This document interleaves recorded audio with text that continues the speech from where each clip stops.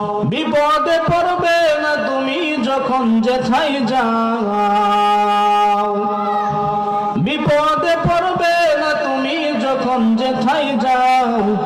মায়ের দোয়া লও হে মুমিন, মায়ের দোয়া লও, মায়ের দোয়া লও হে মুমিন, মায়ের দোয়া লও।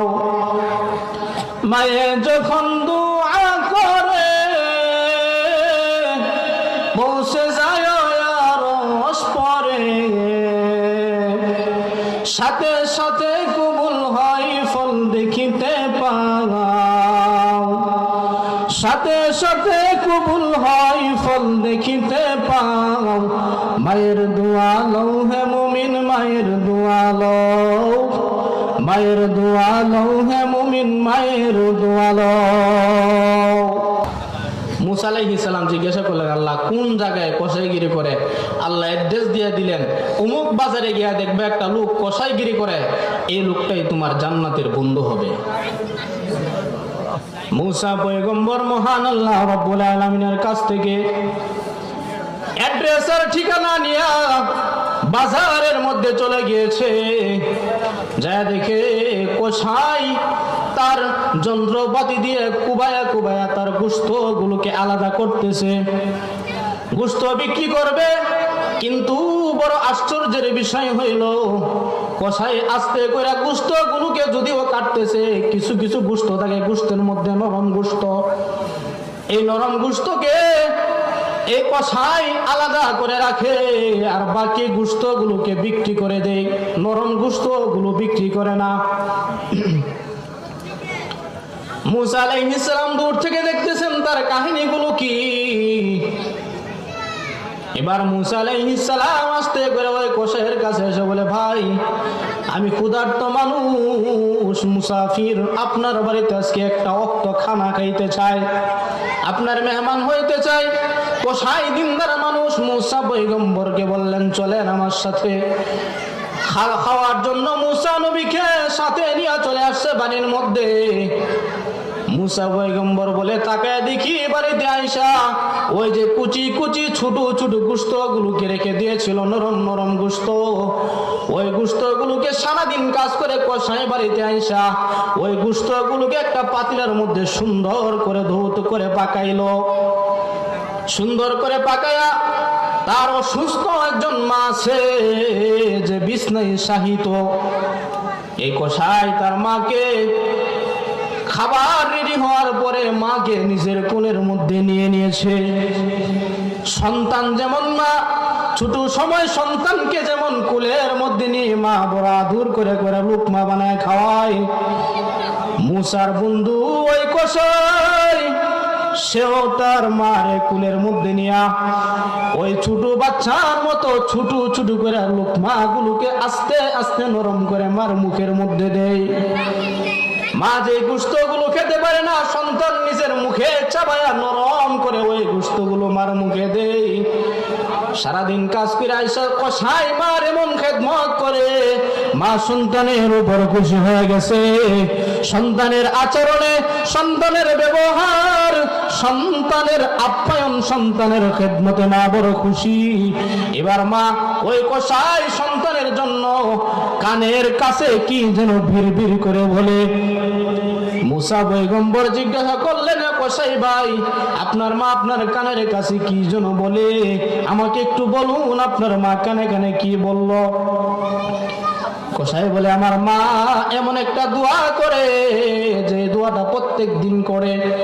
দোয়াটা হইল, আমি আমার মাকে এরকম খেদমত করে যখন বিছানার মধ্যে রাখি, মা কানের কাছে বলে, আল্লাহ আমি আমার সন্তানের জন্য দোয়া করি, ইবাদত দিয়া তো আমার সন্তান জামানার নবী পয়গম্বর হযরত মুসা পর্যন্ত বসতে পারবে না, আমি আমার সন্তানের জন্য দোয়া করি, আল্লাহ গো আমি আমার সন্তানের খেদমতে খুশি, আমার সন্তানকে তুমি জামানার পয়গম্বর মুসার সাথে জান্নাতে থাকতে দিবা।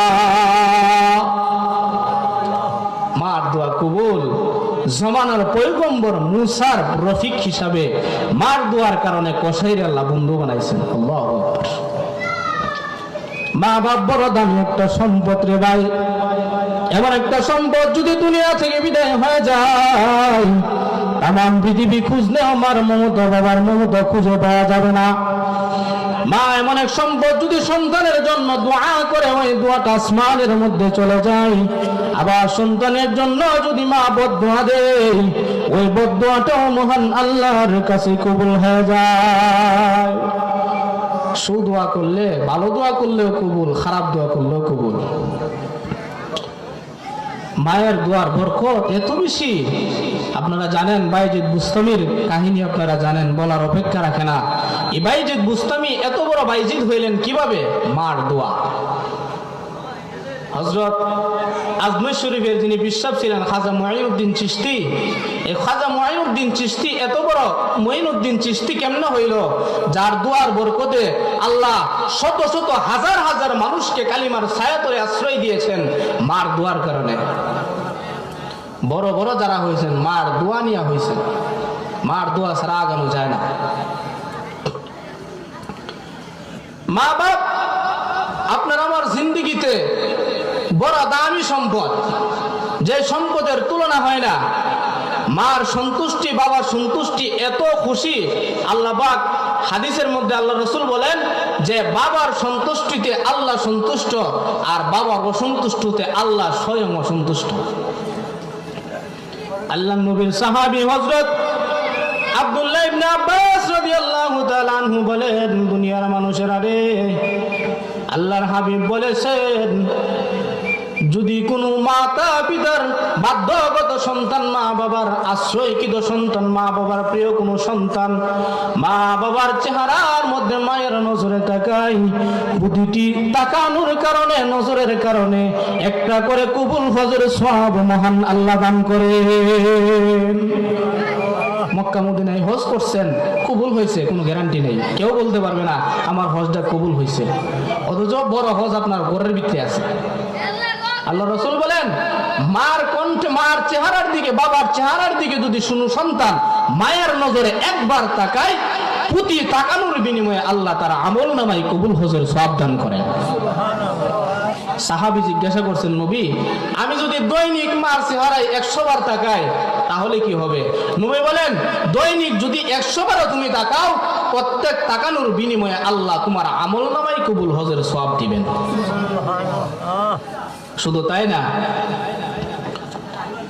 হযরত আবু হুরায়রা রাদিয়াল্লাহু তাআলা আনহু নবীর এক সাহাবী, উনিও বলেন আল্লাহ রাসূল সাল্লাল্লাহু আলাইহি ওয়াসাল্লাম বলেছেন, যে ব্যক্তি তার নাফিসা নাক ধুলায় দূষিত হোক, তার নাক ধুলায় দূষিত হোক, তার নাক ধুলায় দূষিত হোক, নবী 3 বার বললেন। সাহাবীরা জিজ্ঞাসা করলেন, নবী হে আল্লাহর রাসূল, কোন ব্যক্তির উপর ধুলায় দূষিত হোক? রাসূল বলেন, ওই ব্যক্তির নাক ধুলায় দূষিত হোক যে পিতা মাতা কোনো একজনকে অথবা উভয়কে বার্ধক্য অবস্থায় পেল, অথচ তাদের খেদমত করে জান্নাত কামাই করতে পারল না, তার নাক ধুলায় দূষিত হোক। এটা আরবের একটা প্রবাদ। আমরা যেমন বলি, এই বেটা তুই ধ্বংস, তুই ধ্বংস, চাচা মুরব্বী মানুষ, তুই ধ্বংস হ, তুই ধ্বংস হ বললো। তো একজন যে গেল যে চাচা ধ্বংস হ মানে কি? বলে হে বেয়াদব, হ্যাঁ কথা শুনে না, এই জন্য বললাম যে তুই ধ্বংস হ। এটা আরবের একটা প্রবাদ ছিল যে ধুলায় দূষিত হোক, যে একটা মানুষ যদি মন্দ কোনো কাজ করে তখন তার এই কথাটা বলতো। রাসূল বলেন, যে ব্যক্তি তার পিতা মাতা অথবা পিতাকে অথবা মাতাকে একজনকে পাইল আর তাদের খেদমত করে জান্নাত কামাই করতে পারল না, সেই ব্যক্তির নাক ধুলায় দূষিত হোক। মার দোয়া বড় দামি একটা সম্পদ। মার দোয়ার কারণে আল্লাহ পাক রব্বুল আলামিন সন্তানের মাকাম বহু উঁচা বানায় দেয়। হযরত বাইজিদ বুস্তামি এমনি হয় নাই। বাইজিদ বুস্তামি হয়েছে মায়ের দোয়ার বরকতে, মায়ের দোয়ার কারণে। যত বড় বড় মনীষী আছে তারা মায়ের দোয়া নিয়েছেন তো দামি হয়ে গেছেন।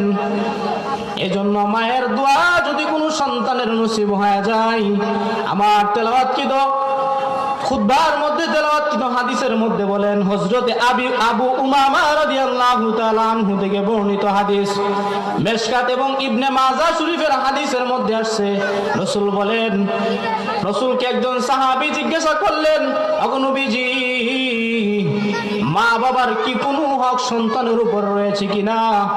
আল্লাহর রাসূল বলেন, মা বাপ এমন সম্পদ, এই মা ওই তোমার জান্নাত, আবার এই মা বাবাই তোমার জাহান্নাম। যদি কোনো সন্তান মায়ের অবাধ্য হয়, মায়ের বদদুয়া নিয়ে ফেলে, ওই সন্তান যতই হজ করুক না কেন কবুল হবে না। ওই সন্তান যত নামাজি হোক না কেন কবুল হবে না। ওই সন্তান আল্লাহর যত পেয়ারা হোক না কেন, আল্লাহর কাছে যতই ইবাদত বন্দেগীতে আগানোর চেষ্টা করুক না কেন, মহান আল্লাহ তার দোয়া কবুল করবে না, তার ইবাদত কবুল হবে না। মহান আল্লাহ পাক রব্বুল আলামিনের দরবারে তার দোয়া কবুল হবে না, তার তওবা পর্যন্ত আল্লাহর দরবারে কবুল হবে না যদি মায়ের মনে কষ্ট দেয়, বাবার মনে কষ্ট দেয়। সমাজে বহু মানুষ আছে মা বাবার মনে কষ্ট দিছে। মা বাবা এমন সম্পদ, যে সম্পদ অনেকে বুঝে দুনিয়া থাকতেই বুঝে, আবার অনেকে দুনিয়া থাকতে বুঝে না, দুনিয়া থেকে বিদায় হইলে বুঝে। যে লোকটার মা নাই, ওই লোকটারে জিজ্ঞাসা করেন মা কেমন ছিল, মা কেমন মমতাময়ী ছিল। একটা সন্তান দুনিয়াতে জন্ম দিতে গিয়ে মা যেই পরিমাণের কষ্ট সহ্য করে, সন্তান যদি তার হায়াতি জিন্দেগির পুরা সময় শুধু প্রসব বেদনা কষ্টের বিনিময়ে মা বাবাকে খেদমত করতে থাকে, মায়ের ঋণ শোধ হবে না। সাহাবী নবীকে জিজ্ঞাসা করছেন, নবী, আমার মা ছোটবেলায় আমারে কুলে লইল, আমি বৃদ্ধ অবস্থায় মারে কুলে নেই, মা আমারে গোসল করাইছে, আমিও গোসল করাই দেই, মা আমাকে খাওয়াই দিছে, আমিও খাওয়াই দেই, মা আমার সেবা করছে, আমিও মায়ের সেবা করি, পায়খানা পরিষ্কার করছে, প্রস্রাব পরিষ্কার করি, আমিও যদি করি, তাহলে কি মা বাবার হক আদায় হবে? রাসূল বলেন, হবে না। সাহাবী তো আশ্চর্য হয়ে গেলেন, নবী, আমি এত কিছু কইরাও হবে না, মা করলো। রাসূল বলে, হবে না এই কারণে যে একটা মা একটা বাবা যখন সন্তান লালন পালন করে, তখন মার মনে বাবার মনে কথা থাকে যে এই সন্তানটা বড় হোক নিঃস্বার্থে করে, আর বড় হইয়া বুড়া হইয়া যদি কেউ মা বাবার খেদমত করে, স্বার্থের লেগি করে। দেখবেন বাবার সম্পত্তি আছে বা মায়ের নামে জমি আছে, বাড়ি আছে, তো সন্তান মার খুব খেদমত করে, এটা কি সন্তান মন থেকে করে না বাড়ি পাওয়ার লাগি করে? বাড়ি পাওয়ার লাগি। আর কোন সন্তানকে মা বাবা বাড়ি পাওয়ার জন্য, মা বাবা কিছু পাওয়ার জন্য সন্তানের খেদমত করে না, সন্তানের এই কাজগুলো করে না, বরং সন্তানকে মা বাবা মন থেকে মহাব্বত করে বিদায় করে। এই জন্য মায়ের দোয়া লওয়ার দরকার আছে না?